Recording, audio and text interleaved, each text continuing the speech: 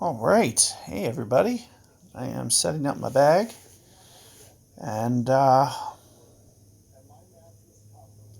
hmm, setting up for hole number 6 here.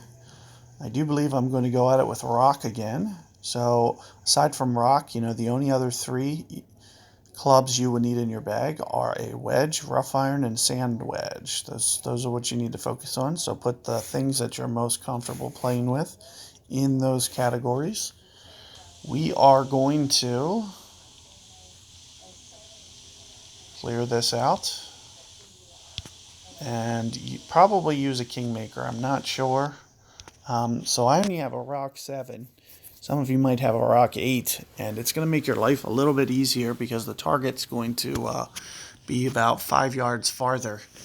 So here you see me applying a kingmaker. If you watched my pro video, I used a Titan, I believe.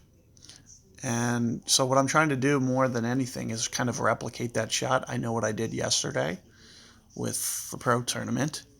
So being that it's in the higher division, the wind's up a little bit. So you see me applying the same power ball, but a little bit more wind resistance to kind of replicate that same similar wind.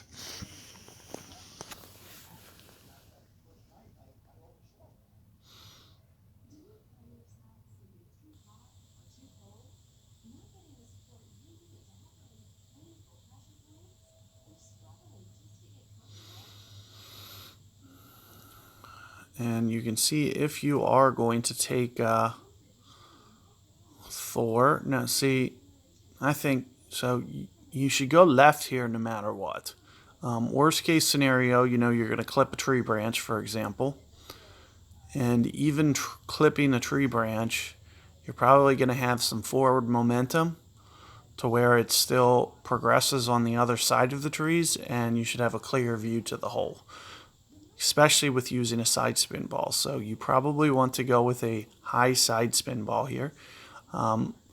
This guy's aim is a little bit aggressive on the right edge. I would have, centered it a little bit more. Let's see what this looks like. He does very closely hit the tip there, and not too bad. So we're going to try to replicate that a little bit. Now the ball does tend to, you know, overplay a little bit here. As you can see, I did get the wind down to an 8.5, which is decent. And as you can see, I have at least 12 rings of fairway minimum. I might even have a little bit more than that. So you're going to see me kind of crank this a little bit. I might just back off just a little bit. And notice how, with the direction that it's pointing, I'm trying to keep it very centered on the fairway. I am going to, like I mentioned, just pull off just a tiny bit. And there you see perfect ball. Let's see what this looks like. Right through there, slow down, slow down. So, going long here is no real problem. So that's what you kind of see me doing consistently. As you can see, I can still back off some. As long as you apply some curl, you're going to miss that bunker. So, and like I said, long is not really bad here. There's no real threat of missing this one, in my opinion. And as you can see, I could still back off of that just slightly, as my second hop is very aggressive, uh, into the green, where it can hit more of the front of the green. So you could even crank up the backspin a little bit. Just my first effort at things, I'm just being a little bit more conservative with the way that I approach it.